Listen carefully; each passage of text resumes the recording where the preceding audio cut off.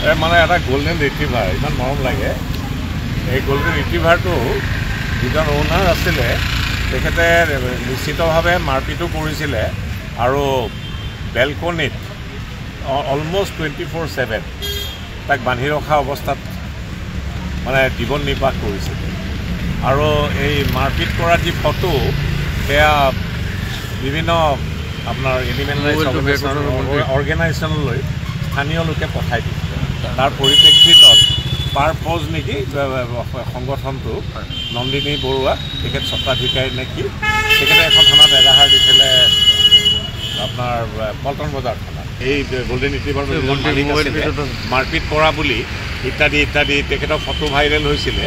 তেখেতে chief judicial মেজিষ্ট্ৰেটৰ আদালতত এই গোল্ডেন ৰিট্ৰিভাৰটো জিম্মাৰ বাবে এখন আবেদন দাখিল কৰিছিলে আৰু আবেদনখনৰ মৰ্মে লানেট চিফ জুডিচিয়েল মেজিষ্ট্ৰেটৰ কোৰ্টে ৰিপৰ্ট কল কৰিছিলে সংশ্লিষ্ট থানাৰ পৰা।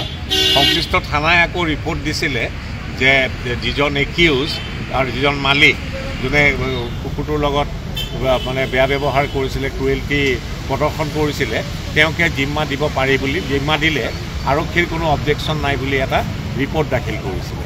তাৰ পৰিপ্ৰেক্ষিতত মহামান্য নিম্ন আদালতে এই কুকুৰটোৰ জিম্মা দিছিলে সেই সংশ্লিষ্ট গোচৰটোৰ একিউজজনক আৰু লগতে একেজন ব্যক্তিয়ে মালিকো আছিল কুকুৰটো।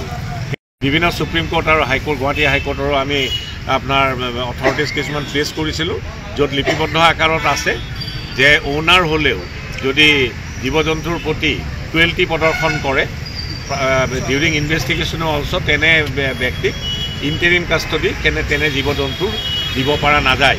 তৎসত্বেও এই জিম্মাৰ অৰ্ডাৰটো নিম্ন আদালতে পাছ কৰিছিলে। পুনৰবাৰ দোহাৰিলোঁ, তাক ছেছন আদালতে আজি ষ্টে কৰি দিছে। কুকুৰটো এতিয়া যাৰ দায়িত্বত আছিলে, যাৰ তত্বাৱধানত আছিলে পাৰপজৰ বা ইত্যাদি সংশ্লিষ্ট ব্যক্তি সংগঠনৰ তেওঁলোকৰ জিম্মাতে থাকিব পাৰিব।